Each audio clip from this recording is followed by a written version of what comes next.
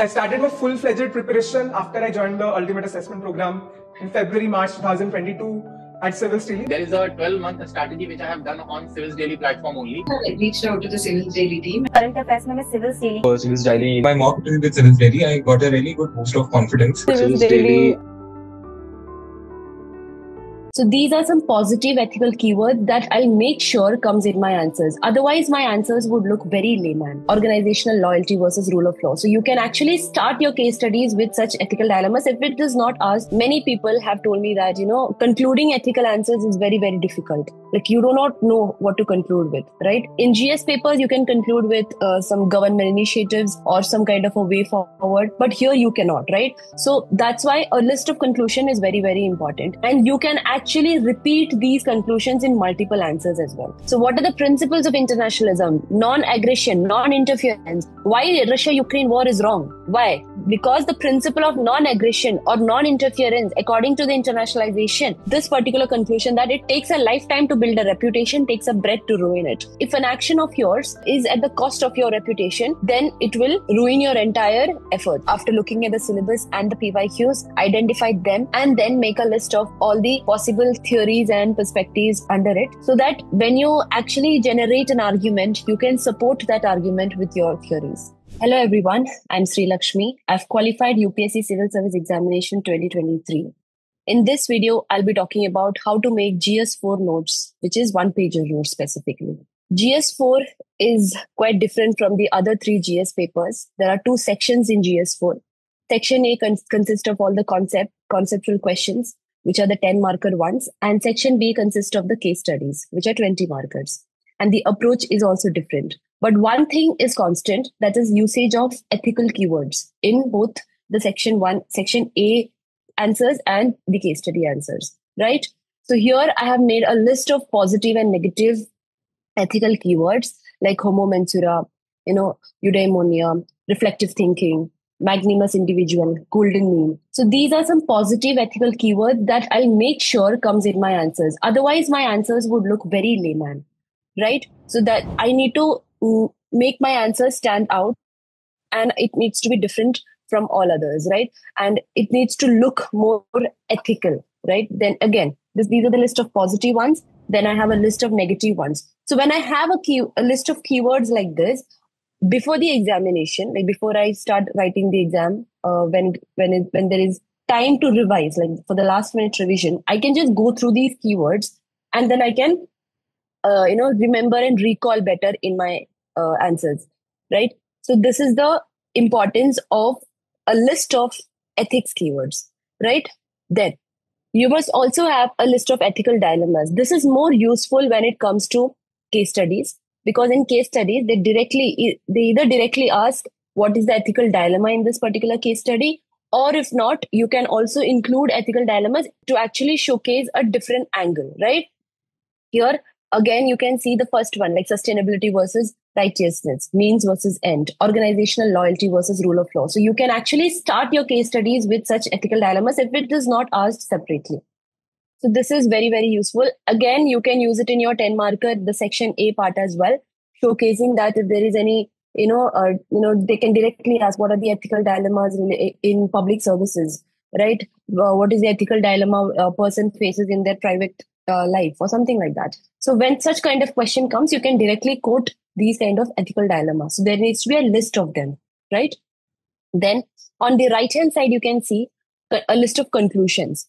Again, here, ethics, you cannot predict what kind of question comes. Okay, there are quote-based questions. There are, direct questions. Case studies also, many, including me, many people have told me that, concluding ethical answers is very, very difficult. Like you do not know what to conclude with, right? In GS papers, you can conclude with some government initiatives or some kind of a way forward, but here you cannot, right? So that's why a list of conclusion is very, very important. And you can actually repeat these conclusions in multiple answers as well, right? So here you can see means do not justify the end. So if any question which is related to means and ends, I can end that answer with this particular conclusion, right? End does not justify the means. Two wrongs do not make a right. Again, this can be used both in section A and section B. Case studies also is a very useful thing. right? Then two wrongs do not make a right. Once tainted, always tainted. It takes a lifetime to build a reputation, takes a breath to ruin it. So mostly there is no case studies related to corruption. Like you're a civil servant, and then you are pressurized into doing corruption, or waiving of some rules for a relative or something like that. But here again, this particular conclusion that it takes a lifetime to build a reputation, takes a breath to ruin it. So once your reputation, if an action of yours is at the cost of your reputation, then it will ruin your entire efforts, right? So that's basically what this conclusion is talking about. Then next is ultimate aim of citizen is public welfare. Again, a list of good examples will actually help you recall, not waste much time in recalling conclusions. Again, here I have a list of civil servants and exemplary values. So here, first one you can see Shashanka Ala and Bhupesh Chaudhary, IAS couple of Mizoram. So here, this particular example you can use here below. You can see in red, I have written the value they showcased. So the value they showcased is compassion. Similarly, the second one, the value the person showcased is objectivity. The third one, value showcased is compassion and empathy. So in this manner, I have examples for every values, right? Every value in the sense that, see, ideally in ethics answers, you must write a professional example, as in like if some civil servant has showcased it, you can use that. That is external examples or individual examples. So along with this civil servant examples, you must also have a list of personal examples where you have showcased that particular value. So sometimes we might think that we have not showcased any ethical value in our lives. That's not true, right? If you just sit down and think, what all have you done in your life? It can be as small as helping your mother, right? Or helping someone cross the road, or not budging to the bribe which an RTO officer has asked you to pay, or a traffic police has asked you to pay, right? So it can be as small as that to a bigger one as well. Like if there is a if there is a value known as leadership. Now, where have you shown leadership? Not necessarily you have led some big team or anything, but it can be as small as leading coordinating an event in the college. Okay, so it can be that as well. So you need a list of personal examples. Then on the right hand side, you can see a list of Western philosophies. Again, when you have to explain a quote, okay, section A, there are a lot of quote-based questions that are frequently occurring. So if you have to explain that, you can actually substantiate your arguments with certain philosophies that can be Western or Indian. Again, case studies, if you're justifying a course of action, you can actually quote some philosophies, okay, and you can support your course of action through that. Here again, sophist, Socrates, Plato, Aristotle, Stoicism. So such kind of Western philosophies, I have made a list of them. Again, what they have talked about, where are they useful, all that I have mentioned here, right? In one page. Again, Indian philosophy also, karma theory, Bhagavad Gita. These are philosophies that can be quoted in almost every answer, right? Because it is so rich in ethical values. It is so rich in, compassion, or be it, leadership qualities, or be it empathy, be it right attitude, right course of action, dharma. So Indian philosophy specifically is very rich in all of this. We have a lot of epics like Mahabharata, Ramayana. We can quote stories from that, right? Loyalty, like about the Dronacharya story, the Eklavya story, right? The kind of loyalty that person has shown. So such kind of stories can be quoted here and there, right? Here again, there are specific philosophies related to Buddhism, Jainism like Anekantavada, okay, multiple perspectives, which is very useful when it comes to answering questions from especially the public service point of view, right? So this is a list of, so I have made one pager for keywords, one pager for conclusions, one pager for ethical dilemmas, one pager for the list of Western philosophies, and one pager for list of Indian philosophies. Not just this, you can actually go on adding more and more philosophies as well, right? Then again, on the right hand side, you can see the first micro theme, that is attitude. Again, a simple definition of what is attitude, because any question related to attitude, be it quote-based question or anything, you might actually struggle with introducing the answer. And the best way to introduce an answer is by actually taking out the keyword from the question, which is attitude, and then defining it in the first, in the introduction itself, right? Then you have, some few things related to that, the functions of it. Then also behavior influencing attitude, examples of it, attitude influencing behavior. So I have actually shown the linkage between attitude and behavior here, right? Then there is a concept known as moral attitude, again from PYQs, right? Moral attitude, what is it? Is there any examples related to it? Is there any quote related to attitude where I can actually start my answer with it or end my answer with it? So such kind of dimensions need to be covered in this particular micro theme, right? Then you have a sub dimension, which is political attitude, the factors of political attitude, the types of political attitude. Then a small quote by Shiv Khera. Then the relation between beliefs, values, attitude, and behavior, a small diagram, a diagrammatic representation of it. Then you have types of attitude, ambivalence, implicit, explicit attitudes. So such kind of direct question can also come, right? Then what are the components of it? Okay, cognitive, affective, behavioral. So these are the dimensions I have analyzed from PYQs, and possible probability of asking new dimensions are also there. So I have covered all of them here. Then next is attitude change. Okay, we have covered attitude. Now attitude change. Again, an important micro theme. Here again, cognitive, affective, and behavior, 3 components of attitude. Is there any change in it? How can we create a new attitude? Okay, positive attitude. How can social influence help in it? So what is social influence? What are the ways we can do social influence? Such kind of dimensions also need to be covered. Again, here, what is persuasion? Okay, how do you bring attitude change? For example, take an example of Swachh Bharat Abhiyan, right? Open defecation was a major issue in India. Okay, it's still an issue in India.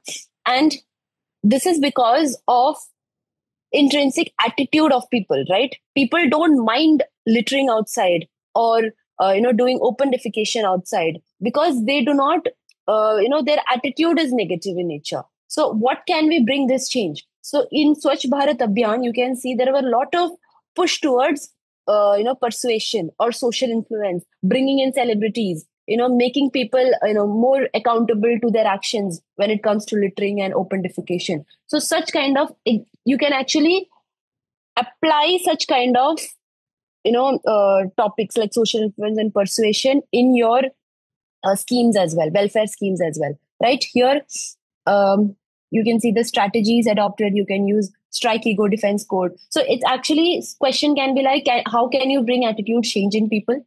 Okay. Second could be in case studies where, such littering is happening. As a civil servant, what are you going to do? So you can actually utilize such kind of strategies of persuasion and social influence to bring attitude change in people, right? So 2 ways you can use this. Again, challenges, a list of examples. Where all was this? Again, COVID. During COVID, people were not taking vaccinations. So again, there was, attitude change was required. So there were a lot of civil servants, a lot of NGOs who had taken a, huge responsibility of bringing attitude change in people and, convincing people that vaccination is very important, right? Again, ads containing baby products invoke positive emotional response in parents. So whenever you bring in some emotional aspect, some emotional ads, so people will get triggered. People will be like, okay, this is good for my child. If I do not take vaccination, my entire family could get in trouble, right? When an emotional component is attacked or triggered, there could bring a attitude change. Again, when it comes to open defecation or building toilets, people were so reluctant in building toilets in their area, in their compound, right? But when you talk about, the women of the house are not safe when they travel like 1 kilometer to do, defecation in the morning. They are not safe. The society is, not protecting them enough. And, during their menstrual cycle, they find it a lot more difficult. So when you actually talk like this, the men of the house can actually, you can bring an attitude change in the, patriarchal mindset of the family, right? So such kind of examples can be utilized. Again, next important micro theme is aptitude. Aptitude, again, a simple definition of aptitude. and then some concepts around it, a diagrammatic representation of it. Okay. Then another important dimension here is what is the difference between aptitude and attitude. This has already been asked in the PYQs. So I've analyzed that this dimension is important. So aptitude versus attitude. I need a list of few points which differentiates it. Right? Next important micro theme is values and ethics in public administration. Here again, few introductions. Nolan Committee principles, selflessness, objectivity, leadership, openness, accountability, integrity. So whenever there is a direct question on what are the ethics and values that needs to be present in public administration or needs to be present in public servant, so you can actually quote Nolan Committee and write these values, right? Then emotional intelligence helps in what? Then code of conduct versus code of ethics. This has already a PYQ taken from it. Important dimension again. What is the importance of it? What are the ways of it? Okay, how can you actually inculcate values and ethics in public administration, which can be political commitment, like it can be a role model, like Lal Bahadur Shastri. And then you can have an effective legal framework, effective accountability mechanism, workable code of conduct. It should not be like vague. It should be workable, practical. Professional socialization mechanism, supportive public. So a list of ways how you can bring ethics and values in public administration. Then again, second ARC has been quoted here. What is ethical dilemma? Public administration specifically, there's a lot of ethical dilemmas, right? So both in section A and section B, which is the case studies, it is useful. Then you need a list of that. Why does it occur? Okay, why does ethical dilemma occur in the first place? What are the list of ethical dilemmas in the public and public institutions, ethical dilemmas in private institutions? That also have written here. So you need both, right? Next, ways to resolve ethical dilemmas. Okay, that is another important dimension here. On the right hand side, we can see laws, rules, and regulation directly given in the syllabus. You need to have a table differentiating all the three, like laws, rules, and regulation, and that's exactly what I have done here, right? So laws, rules, source of ethical guidance. So how are laws and rules actually helping you in guiding your ethical compass, right? What are the limitations of it? Now, laws and rules cannot be everything. Okay, there are some laws which are not ethical in nature. What are they? Okay, why are they there? So such kind of things. So laws and rules as a source of ethical guidance, and what are the limitations of laws, right? So for example, sedition, for example, UAPA. These are very controversial laws which actually questions the ethical values behind it. Where is human rights, right? Where is fundamental rights? These are the things that comes into question here, right? Okay, this is ethics in international relations. The heading is cut. There are some theoretical perspectives that needs to be written. Okay, actually, why do they ask you directly the theoretical perspectives? Probably not. But why do we require it? Because if there is any question related to international relations, you can actually support your arguments through these theoretical perspectives, right? You can generate points through these theoretical perspectives. Okay, this particular thing is bad. So when you're telling it is bad, why it is bad? Because there is a theoretical perspective supporting it. So you give that, right? What is internationalism? There is an ethical framework within which states operate. You cannot go beyond that, right? Now, why is everyone opposed to Taliban? Because it is not working with the perspective, the theory of internationalism is getting violated there. Okay, so what are the principles of internationalism? Non-aggression, non-interference. Why Russia-Ukraine war is wrong? Why?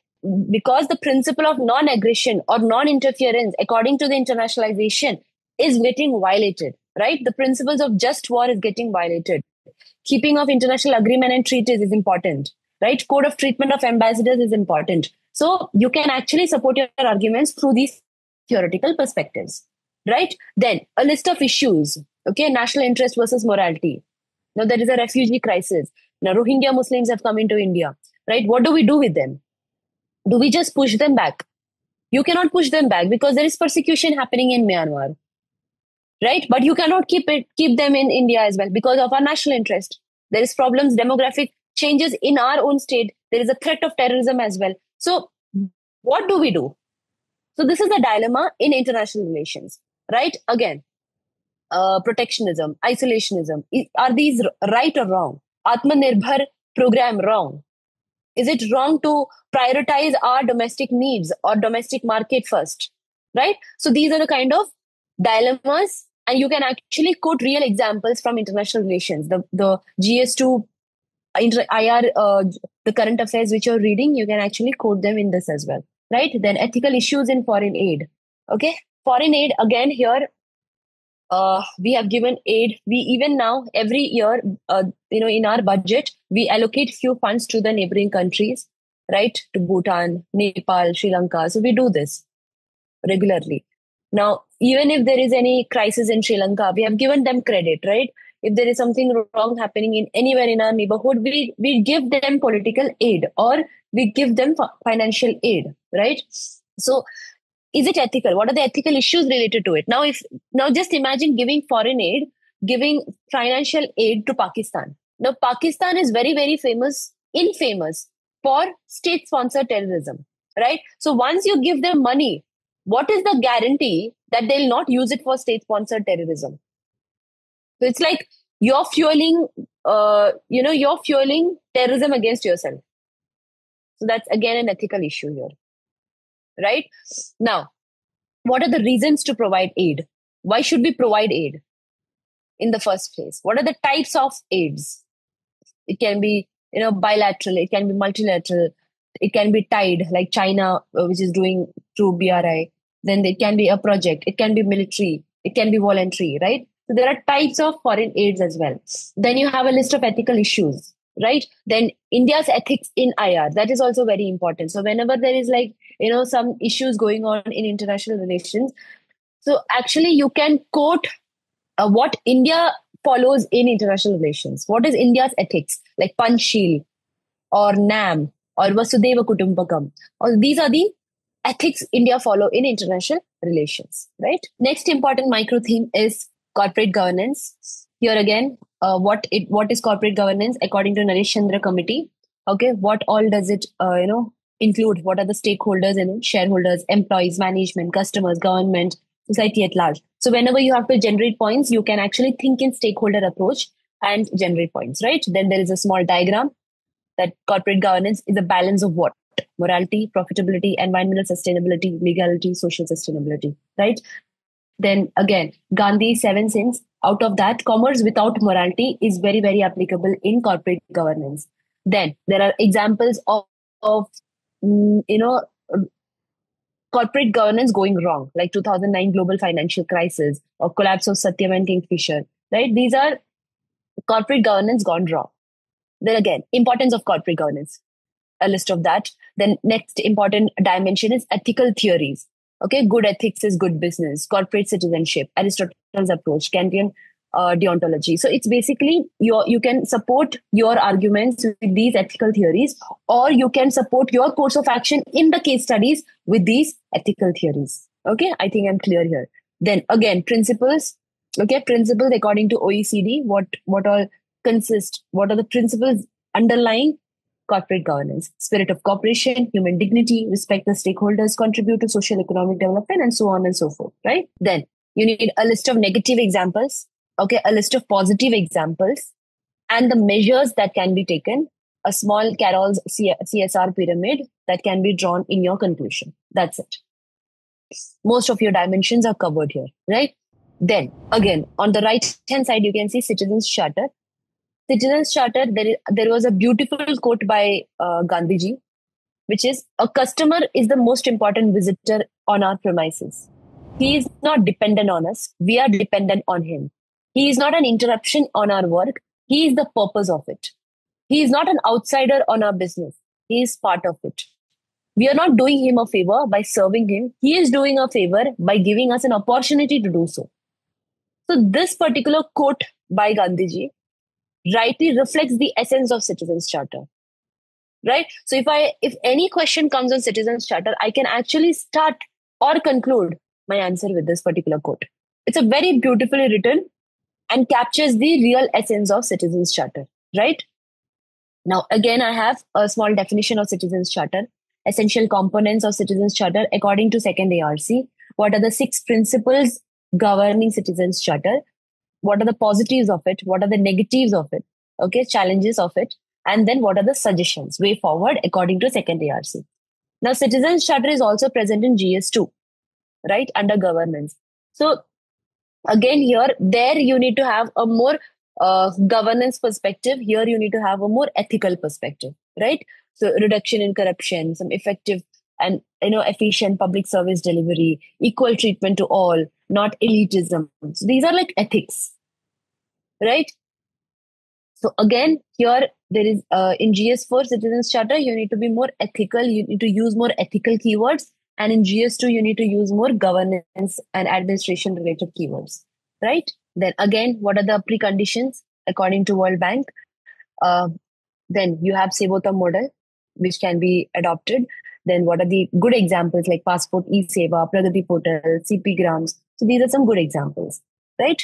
Almost all dimensions covered under Citizens Charter. Then you have work culture. Work culture is an important micro theme. Again, basic definition of it. What is the work culture difference between public sector and private sector? That also is an important dimension that needs to be covered in this. Then you have a good work culture. What a good work culture consists of? Okay, it can be healthy interpersonal relations, motivated workforce, timely work completion, impartiality, objectivity, punctuality. These are some good work culture, right? What is a poor work culture? I need to mention that as well. What are the reasons for poor work culture in public sector?